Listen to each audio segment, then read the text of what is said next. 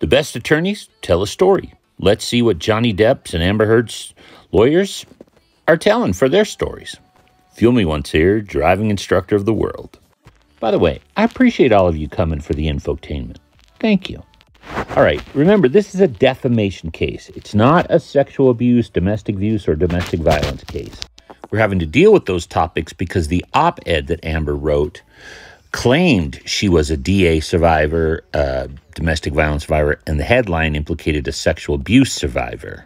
So the truthfulness of that's being argued, but mainly whether those claims hurt Johnny Depp's career. And in the countersuit that Amber brought, she says that Johnny Depp, through Adam Wardman, hurt her career. So to tell a story, lawyers start with an opening statement. They tell you what they're going to do, what they're going to show. Then they show it through evidence and witnesses, and then they close the trial. Johnny Depp's narrative is he's been defamed by Amber Heard through an op-ed piece that claimed he was a domestic abuser and a sexual abuser, and that it cost him at least $50 million, including Pirates of the Caribbean 6. Does anyone say Pirates of the Caribbean? I don't think so. Even if they say Caribbean, they still say Pirates of the Caribbean. The back-end points of Pirates, which he would have had, that's money he earned on the percentage of money Pirates would have made. Endorsements, everybody dropped Johnny Depp except Dior. Go Dior. Remember, he was the biggest star in the world, and according to Amber's witnesses, that meant he would have had many endorsements, which he actually did. $50 million is actually pretty cheap. He's not suing her for a ton.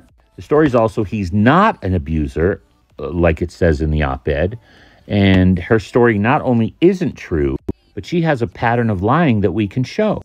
But she wrote that op-ed meaning to hurt him. She's angry that he agreed to go through the divorce that she initiated and left her. And besides, she wanted to promote her movie Aquaman. To support this story, they've presented witnesses. Even Amber's witnesses have said this. Johnny's not an abuser. He's never hit or thrown anything at a woman. The only thing he threw was 30 years ago. He threw a bottle at a wall, arguing with his male assistant and some male friends. Ellen Barkin just happened to be in the room. And afterwards, they got into a sexual relationship. Did he use alcohol? Yes. Did he use drugs? Yes.